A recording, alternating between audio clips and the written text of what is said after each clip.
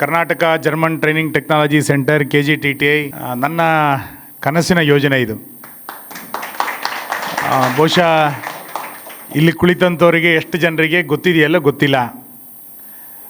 KGTTIಯನ್ನು ಯಾವುದೇ ತಾಲೂಕು ಕೇಂದ್ರಗಳಿಗೆ ಕೊಡೋದಿಲ್ಲ, ಒಂದು ವಿಭಾಗೀಯ ಕೇಂದ್ರಗಳಿಗೆ ಅದನ್ನು ಮಾತ್ರ ಕೊಡ್ತಾರೆ. ಮಂಗಳೂರು, ಮೈಸೂರು, ಧಾರವಾಡ ಮತ್ತು ಗುಲ್ಬರ್ಗ. ನನ್ನ ಪ್ರಕಾರ ಗೌರಿಬಿದೂರಿನಲ್ಲಿ ಒಂದು ಹೆಚ್ಚುವರಿಯಾಗಿ ಪ್ರಾರಂಭ ಆಯಿತು ಅಷ್ಟೇ. ನಾನು ಇದರ ಹಿಂದೆ ಸುಮಾರು ಒಂದೂವರೆ ವರ್ಷಗಳ ಕಾಲ ಇದರ ಹಿಂದೆ ಬಿದ್ದು ಕಾರ್ಕಳಕ್ಕೊಂದು KGTTI ಬೇಕೇ ಬೇಕು ಅಂತೇಳಿ ನಿಯಮಾವಳಿಗಳನ್ನು ಸಡಿಲ ಮಾಡಿ ಜಿಲ್ಲಾ ಕೇಂದ್ರಗಳಿಗೆ ಅಥವಾ ವಿಭಾಗೀಯ ಕೇಂದ್ರಗಳಿಗೆ ಕೊಡ್ತಾ ಇದ್ದಂಥ ಈ ಸಂಸ್ಥೆಯನ್ನು ಕಾರ್ಕಳಕ್ಕೆ ತರುವಂಥ ಒಂದು ಗರಿಷ್ಠ ಪ್ರಯತ್ನವನ್ನು ನಾನು ಅವತ್ತಿನ ಕಾಲಘಟ್ಟದಲ್ಲಿ ಮಾಡಿದ್ದೆ, ಒಂದು 4 ವರ್ಷದ ಹಿಂದೆ. ಇದರ ಹಿಂದೆ ಬೇರೆ ಬೇರೆ ಅಧಿಕಾರಿಗಳು, ಮಂತ್ರಿಗಳು, ಸೆಕ್ರೆಟರಿಗಳು ದೊಡ್ಡ ಪ್ರಮಾಣದಲ್ಲಿ ನಾನು ತೋರಿಸ್ತಾ ಇದ್ದಂಥ ಆಸಕ್ತಿಯ ಕಾರಣಕ್ಕೆ ಈ ಕಾಲೇಜನ್ನು ಮಂಜೂರಾತಿ ಮಾಡಿದರು. ಮಕ್ಕಳಿಗೆ ನಾನು ಹೇಳೋದೇನು ಅಂತ ಕೇಳಿದರೆ, ಹೈಸ್ಕೂಲ್ಗಳನ್ನು ಅಥವಾ ಕಾಲೇಜುಗಳನ್ನು ಕೊಟ್ಟುಬಿಡ್ತಾರೆ, ಒತ್ತಡ ಇದೆ, ವಿದ್ಯಾರ್ಥಿಗಳ ಸಂಖ್ಯೆ ಇದೆ ಅಂದರೆ ಕೊಟ್ಬಿಡ್ತಾರೆ. ಆದರೆ ಇಂಥ ತರಬೇತಿ ಕೇಂದ್ರಗಳನ್ನು ತಾಲೂಕು ಕೇಂದ್ರಗಳಿಗೆ ಕೊಡುವಂಥದ್ದು ಭಾಳ ವಿರಳ, ಕೊಡೋದೇ ಇಲ್ಲ. ಅಂಥದ್ರಲ್ಲಿ ಕಾರ್ಕಳಕ್ಕೆ ಇದ್ರೆ ಬಂದಿದೆ ಅಂತಂದಾಗ ನಾನು ಆಗಲೇ ಹೇಳಿದಂತೆ ಇದು ನನ್ನ ಕನಸಿನ ಯೋಜನೆ, ಒಂದು ಡ್ರೀಮ್ ಪ್ರಾಜೆಕ್ಟ್ ಇದು. ಗ್ರಾಮೀಣ ಪ್ರದೇಶದಲ್ಲಿರುವಂಥ ನಮ್ಮ ಮಕ್ಕಳಿಗೆ ಉದ್ಯೋಗ ಆಧಾರಿತವಾದಂಥ ಶಿಕ್ಷಣ ಸಿಗಬೇಕು ಅನ್ನುವಂಥ ಹಿನ್ನೆಲೆಯಿಂದ ಇದನ್ನು ನಾವು ಆರಂಭ ಮಾಡಿತ್ತು. ಭಾಳ ದೊಡ್ಡ ಸವಾಲುಗಳಿದ್ರ ನಡುವೆ ಇತ್ತು. ನಮ್ಮ ಹತ್ರ ಜಾಗ ಇರಲಿಲ್ಲ, ಕಾಲೇಜ್ ಪ್ರಾರಂಭ ಮಾಡಿದರೆ ಏನು ಮಾಡಬೇಕು, ಎಲ್ಲಿ ಪ್ರಾರಂಭ ಮಾಡಬೇಕು ಎಲ್ಲ ಗೊತ್ತಿರಲಿಲ್ಲ. ಯೋಗ ಏನು ಅಂತ ಕೇಳಿದರೆ ಪಾಲಿಟೆಕ್ನಿಕ್ ಕಾಲೇಜಿಗೆ ಇದನ್ನು ಹಾಸ್ಟೆಲ್ ಅಂತೇಳಿ ಹೆಚ್ಚುವರಿ ಕೊಠಡಿಗಳು ಅಂತ ಇದನ್ನು ಮಾಡಿಟ್ಟಿದ್ರು. ಅದನ್ನು ಇದರಲ್ಲಿ ಸದ್ಯಕ್ಕೆ ಬಳಸ್ಕೊಳ್ಬೇಕು ಅಂತ ಇದನ್ನು ಬಳಸ್ಕೊಂಡ್ವಿ. ಇದು KGTTI ಕಟ್ಟಡ ಅಲ್ಲ, ಇದು ಪಾಲಿಟೆಕ್ನಿಕ್ಕಿನ ಕಟ್ಟಡ. KGTTI ಕಟ್ಟಡ ಇನ್ನು ನಿರ್ಮಾಣ ಆಗಬೇಕಷ್ಟೇ. ಅದಕ್ಕೆ 2 ಎಕರೆ ಜಾಗವನ್ನು ರಸ್ತೆಯ ಆ ಭಾಗದಲ್ಲಿ ಈಗಾಗಲೇ ನಾವು ಮೀಸಲಿಟ್ಟಿದ್ದೇವೆ. ಆ 2 ಎಕರೆ ಜಾಗವನ್ನು ಮೀಸಲಿಡಬೇಕಾದ್ರೂ ಕೂಡ ಭಾಳ ದೊಡ್ಡ ಪ್ರಮಾಣದ ಕಂದಾಯ ಇಲಾಖೆಯ ಸಮಸ್ಯೆಗಳಿತ್ತು. ಅದೆಲ್ಲದನ್ನು ಕೂಡ ನಿವಾರಣೆ ಮಾಡಿ 2 ಎಕರೆ ಜಾಗವನ್ನು ಇವತ್ತು ಅದನ್ನು ಗುರುತಿಸಿದ್ದೇವೆ. ಸೊ ಕಾಲೇಜನ್ನು ಪ್ರಾರಂಭ ಮಾಡಲೇಬಿಡಬೇಕು ಅನ್ನುವ ಕಾರಣಕ್ಕೆ ಇದು ಪಾಳು ಬಿದ್ದಂಥ ಕಟ್ಟಡ ಇತ್ತಿದು. ಇದನ್ನು ಸಣ್ಣ ಪುಟ್ಟ ರಿಪೇರಿಗಳನ್ನು ಮಾಡಿಕೊಂಡು ಇದನ್ನು ಇವತ್ತು ಪ್ರಾರಂಭ ಮಾಡಿದೆ. ಇಲ್ಲಿರುವಂಥ ವಿದ್ಯಾರ್ಥಿಗಳಿಗೆ ಸ್ವಲ್ಪ ಇದರ ಇತಿಹಾಸ ಗೊತ್ತಿರಲಿ ಎನ್ನುವ ಕಾರಣಕ್ಕೋಸ್ಕರ ಹೇಳಿದ್ದು. ಇನ್ನು ಯಾಕೆ ಇದನ್ನು ಈ ಕಾಲೇಜಿನ ಈ ರಸ್ತೆಯ ಆ ಭಾಗದಲ್ಲಿ 2 ಎಕರೆ ಜಾಗವನ್ನು ಇಲ್ಲೇ ಗುರುತಿಸಿದ್ದೀವಿ ಅಂತ ಕೇಳಿದರೆ, ಕಾಬೆಟ್ಟು ಜಂಕ್ಷನ್ನಿಂದ ಇಲ್ಲಿಯ ತನಕ ಇದೊಂದು ಶೈಕ್ಷಣಿಕ ಕ್ಯಾಂಪಸ್ ಹಬ್ ಆಗಬೇಕು ಅಂತ. ಪಕ್ಕದಲ್ಲಿ MPM ಕಾಲೇಜಿನಲ್ಲಿ ಸುಮಾರು 1,500 ಜನ ವಿದ್ಯಾರ್ಥಿಗಳಲ್ಲಿದ್ದಾರೆ. ಪಾಲಿಟೆಕ್ನಿಕ್ ಕಾಲೇಜ್ ಇಲ್ಲಿದೆ, ITI ಕಾಲೇಜನ್ನು ಇಲ್ಲಿಗೆ ತೊಗೊಬಂದಿದೆ ನಾವು. ಈಗ KGTTI ಇಲ್ಲೇ ಇದೆ, ಹಾಸ್ಟೆಲ್ ಇಲ್ಲಿಗೆ ಬಂತು. ಈ ಪರಿಸರವನ್ನು ಎಲ್ಲರನ್ನೂ ಸೇರಿಸಿಕೊಂಡ್ರೆ 3,000 ಜನ ವಿದ್ಯಾರ್ಥಿಗಳು ಈ ಒಂದು ಅರ್ಧ ಕಿಲೋಮೀಟರ್ ವ್ಯಾಪ್ತಿನಲ್ಲೇ ಎಲ್ಲರೂ ಕೂಡ ಸೇರಿಕೊಳ್ತಾರೆ. ಪರಸ್ಪರ ವಿಚಾರ ವಿನಿಮಯಗಳು, ವಿದ್ಯಾರ್ಥಿಗಳ ಆಕಾಂಕ್ಷೆಗಳು ಇವೆಲ್ಲವನ್ನು ಕೂಡ ಪರಸ್ಪರ ವಿನಿಮಯ ಮಾಡಿಕೊಂಡಾಗ ವಿದ್ಯಾರ್ಥಿಗಳ ಜ್ಞಾನಾರ್ಜನೆ ಜಾಸ್ತಿ ಆಗುತ್ತೆ ಎನ್ನುವ ಕಾರಣಕ್ಕೋಸ್ಕರ ಇದೊಂದು ಶೈಕ್ಷಣಿಕ ಹಬ್ ಮಾಡಬೇಕು ಅನ್ನುವ ಕಾರಣಕ್ಕೋಸ್ಕರ ಇದನ್ನು ಇಲ್ಲೇ ಇವತ್ತು ಪ್ರಾರಂಭ ಮಾಡಿದೆ. ನಡುವೆ ನಮ್ಮ ಸರ್ಕಾರ ವ್ಯತ್ಯಾಸ ಆಗಿದೆ, ಹಾಗಾಗಿ ಹೊಸ ಕಾಲೇಜುಗಳ ನಮಗೆ ಮಾಡಲಿಕ್ಕೆ ಸ್ವಲ್ಪ ಕಷ್ಟ ಸಾಧ್ಯ ಆಗಿದೆ. ಆದರೆ ಇವತ್ತಲ್ಲ ನಾಳೆ KGTTIಗೆ ತನ್ನದೇ ಆದಂಥ ಒಂದು ಸ್ವಂತ ಕಟ್ಟಡಗಳು ಬರುತ್ತೆ. ಸಂತೋಷ ಏನು ಅಂತ ಕೇಳಿದರೆ, ನಾವು ಇದನ್ನು ಆರಂಭ ಮಾಡಬೇಕಾದ್ರೆ PUC ಮತ್ತು SLC ಡ್ರಾಪ್ಔಟ್ಗಳು ಯಾರಿರ್ತಾರೆ ಅಂಥವರಿಗೆ ಇಲ್ಲೊಂದು 4 ತಿಂಗಳ ತರಬೇತಿ ಸಿಗುತ್ತೆ. ನಂತರ ಉದ್ಯೋಗವನ್ನು ಸಿಗಲಿಕ್ಕೆ, ಉದ್ಯೋಗ ನಡೆಸ್ಕೊಳ್ಳಿಕ್ಕೆ ಅದು ಅವ್ರಿಗೆ ಸುಲಭ ಆಗುತ್ತೆ ಎನ್ನುವಂಥ ಮಾತುಗಳನ್ನು ಇದರ ಹಿನ್ನೆಲೆಯನ್ನು ಕೇಳಿಕೊಂಡು ಇದನ್ನು ಆರಂಭ ಮಾಡಿತ್ತು. ಸುಮಾರು 7 ಕೋರ್ಸುಗಳು ಈಗಾಗಲೇ ಇದರಲ್ಲಿ ನಡೀತಾ ಇದೆ. 7 ಕಾಲೇಜುಗಳನ್ನು ಇದಕ್ಕೆ ಟೈಅಪ್ ಮಾಡ್ಕೊಂಡಿದ್ದಾರೆ. ಹೆಬ್ರಿ, ಮುನಿಯಾಲಿನ ಕಾಲೇಜಿನ ವಿದ್ಯಾರ್ಥಿಗಳು, ಪಾಲಿಟೆಕ್ನಿಕ್ ಕಾಲೇಜಿನ ವಿದ್ಯಾರ್ಥಿಗಳು ಇಲ್ಲಿ ಕೂಡ ಬಂದಿದ್ದಾರೆ. ನಾನು ಗಿರಿಧರ್ ಸಾರಿಯಾಲ್ರನ್ನ ಮತ್ತು ಅವರ ಇಡೀ ಉಪನ್ಯಾಸಕರ ತಂಡವನ್ನು ಅಭಿನಂದಿಸ್ತೇನೆ.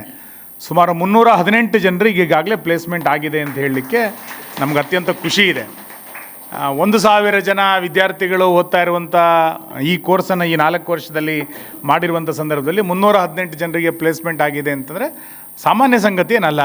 ಆರಂಭ ದಿನಗಳಲ್ಲಿ ಕಡಿಮೆ ಆಗ್ತಾ ಈಗ ಜಾಸ್ತಿ ಆಗ್ತಾ ಬಂದಿದೆ. ಕ್ಯಾಂಪಸ್ಗಳಲ್ಲೇ ಸೆಲೆಕ್ಷನ್ ಆಗುವಂಥದ್ದು ಮತ್ತು ಇಲ್ಲಿ ಕಲಿತಂಥವರು ಸ್ವಂತ ಉದ್ಯಮ ಕಡೆಗೆ ವಿಶ್ವಾಸವನ್ನು ನಿರ್ಮಾಣ ಮಾಡುವಂಥದ್ದು ಕೂಡ ಒಂದು ಒಳ್ಳೆಯ ಬೆಳವಣಿಗೆಯೂ ಕೂಡ ಆಗಿದೆ. ಹಾಗಾಗಿ ನಾವು ಇದಕ್ಕೆ ಹೆಚ್ಚು ಪ್ರಚಾರವನ್ನು ಕೊಡಬೇಕು. ನಾನು ಗಿರಿಧರ್ ಸಾಲಿಯಾನ್ರಿ ಪ್ರತಿ ಸರಿ ಹೇಳ್ತಾ ಇದ್ದೆ, ನೀವು ಉದ್ಯೋಗ ಸರ್ಟಿಫಿಕೇಟ್ ಕೊಡಲಿಕ್ಕೆ ಹೊರಟಿದ್ದೀರಿ, ಇದು ವಿದ್ಯಾರ್ಥಿಗಳಿಗೆ ಇದರ ಪ್ರಚಾರ ತಗೊಳ್ಬೇಕು. ಮತ್ತು ಅವರು ಒಬ್ಬರು ಒಳ್ಳೆಯ ಸ್ಪೋರ್ಟ್ಸ್ ಮ್ಯಾನ್ ಆಗಿರೋದ ಕಾರಣಕ್ಕೆ ಇದು ಪ್ರಚಾರ ತೆಗೆದುಕೊಂಡ್ರೆ ಈ ಕಾಲೇಜಿನ ಕೀರ್ತಿ ಇನ್ನಷ್ಟು ಜಾಸ್ತಿ ಆಗುತ್ತೆ, ಇನ್ನಷ್ಟು ವಿದ್ಯಾರ್ಥಿಗಳು ಇಲ್ಲಿಗೆ ಬರುವ ರೀತಿಯಾದ ಪ್ರೇರಣೆ ಸಿಗಬೇಕು. ಹಾಗಾಗಿ ನಾವಿಲ್ಲಿ ಯಾರು ಕಾಲೇಜಿನಲ್ಲಿ ವಿದ್ಯಾರ್ಥಿಗಳು ಇಲ್ಲಿ ಕಲ್ತಿದ್ದೀವಿ, ನಾವೊಂದು 10 ಜನ ವಿದ್ಯಾರ್ಥಿಗಳಿಗೆ ಹೇಳಬೇಕು ಇಲ್ಲಿ ಚೆನ್ನಾಗಿದೆ ಹೋಗಿ ಅಂತ. ಅಕಸ್ಮಾತ್ ಯಾವುದೋ ಒಂದು ಕೊರತೆಗಳಿದ್ದರೆ ಅದನ್ನು ನೀವು ನೇರ ಪ್ರಿನ್ಸಿಪಾಲ್ ಹತ್ರ ಬಂದು ಅದೇ ಉಪನ್ಯಾಸಕರ ಹತ್ರ ಬಂದು ಇದನ್ನ ಸ್ವಲ್ಪ ಕೊರತೆ ಇದೆ ಅಂತಂದರೆ ಅದನ್ನು ಸರಿ ಮಾಡಿಕೊಳ್ಳುವಂಥ ಪ್ರಯತ್ನವನ್ನು ನಾವು ಮಾಡ್ತೇವೆ. ಸೌಲಭ್ಯಗಳಲ್ಲಿ ಏನು ಕೊರತೆ ಇದೆ ಅಂತ ನನ್ನ ಹತ್ರ ಹೇಳಿದರೆ ಆ ಸೌಲಭ್ಯಗಳನ್ನು ನಾನು ಈಡೇರಿಸ್ಕೊಡ್ತೇನೆ. ಟೀಚಿಂಗ್ನಲ್ಲಿ ಏನಾದ್ರು ಕೊರತೆ ಇದೆ ಅಂತಂದರೆ ಅದನ್ನು ನೀವು ಅವ್ರ ಹತ್ರನೇ ಹೇಳೋದನ್ನು ಬಗೆಹರಿಸ್ಕೊಳ್ಬೇಕು. ಒಟ್ಟಾರೆ ನಮ್ಮೂರಿನ ಕಾಲೇಜಿದು KJTT ಅನ್ನುವಂಥದ್ದು ಅಭಿಮಾನ ನಿರ್ಮಾಣ ಆಗಬೇಕು. ಇಲ್ಲಿ ಕಲಿತಂಥ ಗ್ರಾಮೀಣ ಪ್ರದೇಶದ ಅತ್ಯಂತ ಸಾಮಾನ್ಯ ಕುಟುಂಬದಿಂದ ಬಂದಂಥ ವಿದ್ಯಾರ್ಥಿಗಳು ನಾವೆಲ್ಲರೂ ಕೂಡ. ನಾನು ಸಾಮಾನ್ಯ ಕುಟುಂಬದಿಂದನೇ ಬಂದಂಥವನು. ನಾವತ್ತು PUC ಮುಗಿಸಿ ITI ಕೋರ್ಸಿಗೆ ಸೇರಬೇಕು ಅಂತಂದಾಗ ಏನೋ ದೊಡ್ಡದು ಅಂತ ಅಂದ್ಕೊಂಡ್ಬಿಟ್ಟಿದ್ವಿ. ನಾವು ಬಸ್ ಹತ್ತಿ ITI ಕಾಲೇಜಿಗೆ ಹೋಗ್ಬೇಕಾ ಅಂತ ಹೇಳ್ತಿತ್ತು. ಇಲ್ಲಿ ಕೂತಿರೋಂಥವ್ರು ಎಷ್ಟು ಜನರಿಗೆ ಗೊತ್ತಿಲ್ಲ ಅದರ ಅನುಭವ. ಫ್ರಿಜ್ ರಿಪೇರಿಗೆ, TV ರಿಪೇರಿಗೆ, ಮಿಕ್ಸರ್ ರಿಪೇರಿಗೆಲ್ಲ ಅವತ್ತಿನ ವಿದ್ಯಾರ್ಥಿಗಳು, ನಮ್ಮ ಕಾಲದ ವಿದ್ಯಾರ್ಥಿಗಳೆಲ್ಲರೂ ಕೂಡ ಹೋಗ್ತಾ ಇದ್ವಿ. ಅದು ರಿಪೇರಿ ಕಲ್ತು ನಮಗೇನೋ ಒಂದು ದೊಡ್ಡ ಗ್ರ್ಯಾಜುಯೇಷನ್ ಆಗಿಬಿಡ್ತು, ನಾನು ಸ್ವಂತ ಉದ್ಯಮ ಮೇಲೆ ಕಾಲ ಮೇಲೆ ನಿಲ್ಬೋದು ಅನ್ನುವಷ್ಟರ ಮಟ್ಟಿಗೆ ಭರವಸೆಗಳು ನಿರ್ಮಾಣ ಆಗ್ತಾಯಿತ್ತು. ಆದರೆ ಇವತ್ತು ಕಾಲ ಬದಲಾಗಿ ನಮಗೆ ಸವಾಲುಗಳು ಕೂಡ ದೊಡ್ಡ ಪ್ರಮಾಣದಲ್ಲಿ ಇರುವಂಥ ಸಂದರ್ಭದಲ್ಲಿ ಖಂಡಿತ ನೀವು ಶ್ರದ್ಧೆಯಿಂದ ಇದರಲ್ಲಿ ಕಲಿತ್ರೆ ಉದ್ಯೋಗಾವಕಾಶಗಳು ಖಂಡಿತ ನಮಗೆ ಒದಗಿ ಬರುತ್ತೆ. ಮತ್ತು ಅದನ್ನು ಚಾಲೆಂಜನ್ನು ತೆಗೆದುಕೊಂಡು ಹೋಗಬೇಕು. ಇಲ್ಲಿ 4 ತಿಂಗಳು ಕೋರ್ಸ್ ಆದ ತಕ್ಷಣ 39ನೇ ದಿನಕ್ಕೆ ಯಾರೋ ಒಬ್ಬರು ಬಂದು ಜಾಬ್ ಕೊಟ್ಬಿಡೋದು ಅಂತಲ್ಲ. ನಮ್ಮ ಪ್ರತಿಭೆಗಳು, ಈ ಕಾಲೇಜಿನ ಹೆಸರೇನು ಸ್ಕಿಲ್ ಡೆವಲಪ್ಮೆಂಟ್ ಅಂತಲೇ ಇರೋದು, ಕೌಶಲ್ಯಾಭಿವೃದ್ಧಿಯೇ ಆಗಬೇಕು ಅಂತ.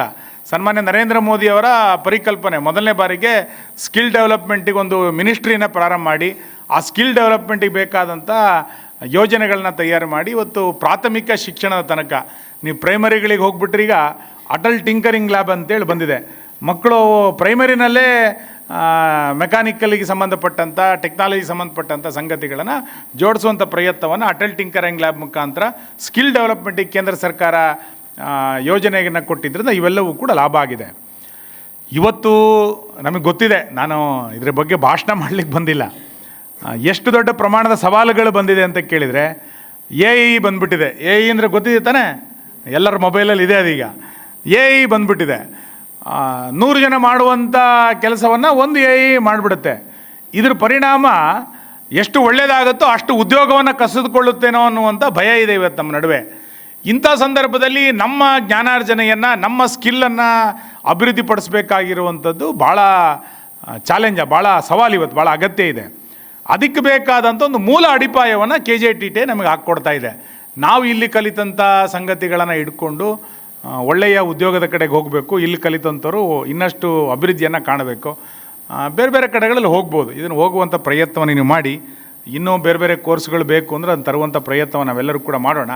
ಆದರೆ ಒಟ್ಟಾರೆ ನಾವು ಸ್ವರ್ಣ ಕಾರ್ಕಳದ ಪರಿಕಲ್ಪನೆಯನ್ನು ನಾನು ಪದೇ ಭಾಷಣಗಳಲ್ಲಿ ಹೇಳ್ತಾ ಇದ್ದೆ. ಸ್ವರ್ಣ ಕಾರ್ಕಳ ಅಂತಂದಾಗ ಏನು ಅಂತಂದರೆ, ಕಾರ್ಕಳದಲ್ಲಿ ಏನೋ ಸಿಗಲಿಲ್ಲ ಅನ್ನುವ ಕಾರಣಕ್ಕೆ ಯಾವುದೇ ವ್ಯಕ್ತಿ ಹೊರಗಡೆ ಹೋಗಬಾರ್ದು ಅಂತ. ಅದು ವಿದ್ಯಾರ್ಜನೆ ಇರ್ಬೋದು, ಆರ್ಥಿಕತೆ ಇರ್ಬೋದು, ಕುಡಿಯೋ ನೀರು ಇರ್ಬೋದು, ಕರೆಂಟ್ ಇರ್ಬೋದು, ಉದ್ಯಮ ಇರ್ಬೋದು, ಯಾವ ವಿಷಯಕ್ಕೂ ಇರ್ಬೋದು. ನಮಗಿಲ್ಲೇನೂ ಸಿಗ್ತಾ ಇಲ್ಲ ಅನ್ನೋ ಕಾರಣಕ್ಕೆ ಹೊರಗಡೆ ಹೋಗಬಾರ್ದು.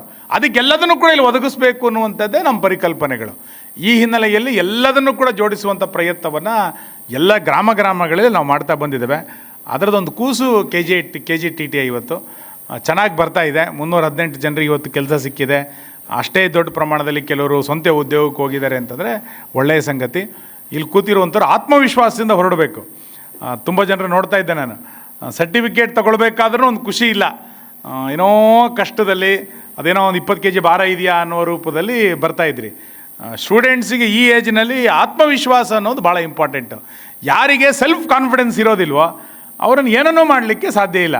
ನಾನು 27ನೇ ವಯಸ್ಸಿನಲ್ಲಿ MLA ಆಗಿದ್ದು. 27ನೇ ವಯಸ್ಸಿನಲ್ಲಿ ನಾನು MLA ಆದಾಗ ನನಗೂ ಬೆಂಗಳೂರು ಅನ್ನೋದೇ ಗೊತ್ತಿರಲಿಲ್ಲ. ವಿಧಾನಸೌಧದಲ್ಲಿ 4 ಗೇಟ್ಗಳಲ್ಲಿ ಯಾವ ಗೇಟಲ್ಲಿ ಒಳಗೆ ಹೋಗಬೇಕು ಅಂತ ಗೊತ್ತಿರಲಿಲ್ಲ ನಾನು MLA ಆಗಿ ಹೋಗ್ಬೇಕಾರೆ. ಅಂದರೆ ಅವತ್ತು ಚಾಲೆಂಜು. ಇವತ್ತು ಇಡೀ ರಾಜ್ಯವನ್ನು ಪ್ರತಿನಿಧಿಸೋಷ್ಟರ ಮಟ್ಟಿಗೆ ಯಾಕೆ ಬೆಳೆದ್ವಿ ಅಂತ ಕೇಳಿದರೆ ಸೆಲ್ಫ್ ಕಾನ್ಫಿಡೆನ್ಸ್ ಅಷ್ಟೇ. ನಾನು ಬೆಳಿತೇನೆ, ನಾನು ಬೆಳಿಬೇಕು ಅನ್ನುವಂಥ ಕಾನ್ಫಿಡೆನ್ಸಿನ ಕಾರಣಕ್ಕೆ ಅದೆಲ್ಲದು ಬಂದಿದ್ದೆ. ಹಾಗೆ ಇಲ್ಲಿ ಕೂತಿರುವಂಥವರು ಕೂಡ ಚೆನ್ನಾಗಿ ನಾವು ಮಾಡಿದರೆ ಇಸ್ರೋಗೆ ಹೋಗ್ಲಿಕ್ಕೂ ಏನು ಭಾಳ ಏನು ಆಶ್ಚರ್ಯ ಇಲ್ಲ, ಭಾಳ ಏನು ಕಠಿಣವೇನಲ್ಲ ಅದು. ಹಾಗಾಗಿ ಪೇಪರ್ ಆಗ್ತಾ ಇದ್ದಂಥ ಒಬ್ಬ ಮೀನುಗಾರ ವ್ಯಕ್ತಿ ಅಬ್ದುಲ್ ಕಲಾಂ ರಾಷ್ಟ್ರಪತಿ ಆಗ್ತಾರೆ, ವಿಜ್ಞಾನಿ ಆಗ್ತಾರೆ ಅಂತಂದರೆ ನಾನು ಪೇಪರ್ ಆಗ್ತಾ ಇದ್ದೀನಿ ಅಂತ ಅಂದ್ಕೊಂಡಿದ್ರೆ ಪೇಪರ್ ಆಗ್ತಾನೆ ಇರಬೇಕಾಗಿತ್ತು. ಅವರು ಬೆಳಗ್ಗೆ ಎದ್ದು ಪೇಪರ್ ಆಗ್ತಾ ಇದ್ದಂಥ ಒಬ್ಬ ವ್ಯಕ್ತಿ, ಸೈಕಲ್ ಹೊಡ್ಕೊಂಡು ಪೇಪರ್ ಆಗ್ತಾ ಇದ್ದಂಥ ವ್ಯಕ್ತಿ. ಹಾಗಾಗಿ ಆತ್ಮವಿಶ್ವಾಸ ಅನ್ನುವಂಥದ್ದು ವಿದ್ಯಾರ್ಥಿಗಳಿಗೆ ಭಾಳ ಪ್ರಮುಖವಾಗಿರುವಂಥ ಸಂಗತಿ. ಯಾವ ಕೆಲಸ ಮಾಡಬೇಕಾದ್ರೂ ಕೂಡ ಒಂದು ವಿಶ್ವಾಸದಿಂದ ಕೆಲಸ ಮಾಡಿ. ಆ ವಿಶ್ವಾಸ ಇಟ್ಕೊಂಡ್ರೆ ಎಲ್ಲವೂ ಕೂಡ ತಂತಾನೆಯಾಗಿ ಯಶಸ್ಸು ಸಿಗಲಿಕ್ಕೆ ಪ್ರಾರಂಭ ಆಗುತ್ತೆ. ಸೊ ಈ ಹಿನ್ನೆಲೆಯಲ್ಲಿ KGTT ನಮಗೊಂದು ಬೇಸಿಕ್ ಆದಂಥ ಒಂದು ಅಡಿಪಾಯವನ್ನು ಕೊಟ್ಟಿದೆ. ಈ ಶಿಕ್ಷಣವನ್ನು ಇಟ್ಟುಕೊಂಡು ಬೇರೆ ಕಡೆಗೆ ನಾವು ಹೋಗಬೇಕು, ಅಲ್ಲಿ ಇನ್ನೊಂದಷ್ಟು ಕಲಿಬೇಕು. ಕಲಿಕೆ ಅನ್ನುವಂಥದ್ದು 25 ವರ್ಷಕ್ಕೆ, 30 ವರ್ಷಕ್ಕೆ, 40 ವರ್ಷಕ್ಕೆ ಮುಗಿಯಲ್ಲ. ಸಾಯುವ ತನಕವೂ ಕೂಡ ಕಲಿಕೆ ಇರುವಂಥದ್ದೇ. ಅದನ್ನು ಕಲಿಯುವಂಥ ಪ್ರಯತ್ನವನ್ನು ನಾವೆಲ್ಲರೂ ಕೂಡ ಮಾಡೋಣ ಅನ್ನುವಂಥ ಮಾತನ್ನು ಹೇಳಿ, ಇದಕ್ಕೆ ಈ ಕ್ಯಾಂಪಸ್ನಲ್ಲಿ ಕೆಲಸ ಮಾಡ್ತಾ ಇರುವಂಥ ಎಲ್ಲ ಉಪನ್ಯಾಸಕರಿಗೆ ನಾನು ಮತ್ತೆ ಅಭಿನಂದನೆಗಳನ್ನು ಸಲ್ಲಿಸ್ತೇನೆ. ಗಿರಿಧರಿಗೆ ಮತ್ತೆ ನಾನು ಹೇಳೋದು, ಇದರ ಪ್ರಚಾರವನ್ನು ಚೆನ್ನಾಗಿ ಕೊಡಿ. ಇಲ್ಲ ಅಂತಂದರೆ ಇವತ್ತು ನಾನು ಪತ್ರಿಕಾರ್ತರು ಬರಬೇಕು ಅಂತ ನಾನೇ ಹೇಳಿದೆ. ಯಾಕೆಂದರೆ ಇಷ್ಟು ಜನರಿಗೆ ಸರ್ಟಿಫಿಕೇಟ್ ಕೊಟ್ಟಿದ್ದು ಊರಿನವ್ರಿಗೆ ಗೊತ್ತಾಗಬೇಕು ಅಂತ. ಆ ಕಾರಣಕ್ಕೋಸ್ಕರ ನಾವೇ ಬರಲಿಕ್ಕೆ ಹೇಳಿದ್ದು. ಇದರ ಪ್ರಚಾರವನ್ನು ನೀವು ಕೂಡ ತೆಗೆದುಕೊಳ್ಬೇಕು. ಪ್ರತಿ ವರ್ಷ ಇದಲಾಗಬೇಕು. ವಿದ್ಯಾರ್ಥಿಗಳು ನೀವು ಕೂಡ ಬೇರೆ ಬೇರೆ ರೀಲ್ಸ್ ಮಾಡೋದಲ್ಲ, ನಿಮ್ಮ ಇಲ್ಲಿರುವಂಥ ಮಿಷನ್ ಪಕ್ಕದಲ್ಲಿ 1 ನಿಮಿಷದ ರೀಲ್ ಮಾಡಿ ಇದರಿಂದ ಒಳ್ಳೆಯದಾಗಿದೆ ಅನ್ನೋದನ್ನು ರೀಲ್ಸ್ ಮಾಡಿ. ಆವಾಗ ಇನ್ಯಾವುದೋ ಬಡೋ ವಿದ್ಯಾರ್ಥಿಗೆ ಒಳ್ಳೆಯದಾಗುತ್ತೆ, ನಾನು ಬರಬೇಕು ಅಂತ ಅನಿಸುತ್ತೆ. ಇದು ಸ್ಟೇಟಸ್ ಹಾಕಬೇಕು, ಇದ್ರದ್ದು ಸ್ಟೇಟಸ್ ಹಾಕಬೇಕು. ಅವಾಗೇನಾಗುತ್ತೆ ಅಂತಂದರೆ ಇನ್ನೊಬ್ರಿಗೆ ಅದು ಪ್ರೇರಣೆ ಸಿಗುತ್ತೆ. ಆ ಹಿನ್ನೆಲೆಯಲ್ಲಿ ಬೇರೆ ರೀಲ್ಸ್ ಮಾಡಬೇಡಿ ಅಂತ ನಾನು ಹೇಳಲಿಲ್ಲ, ಅದು ಮಾಡಿ. ಇದನ್ನು ಮಾಡಿದರೆ ಖಂಡಿತ ಅನುಕೂಲ ಆಗುತ್ತೆ. ಈ ವಿಶ್ವಾಸದೊಂದಿಗೆ, ತೇಜಸ್ಸಿನೊಂದಿಗೆ, ದೂರದೃಷ್ಟಿಯ ಕಲ್ಪನೆಯೊಂದಿಗೆ ನಾವೆಲ್ಲರೂ ಕೂಡ ಕೆಲಸವನ್ನು ಮಾಡೋಣ ಅನ್ನುವಂಥ ಮಾತನ್ನು ಹೇಳಿ ಬಂದಂಥ ನಿಮ್ಮೆಲ್ಲರಿಗೂ ಕೂಡ ಧನ್ಯವಾದಗಳು. ನಮಸ್ಕಾರ.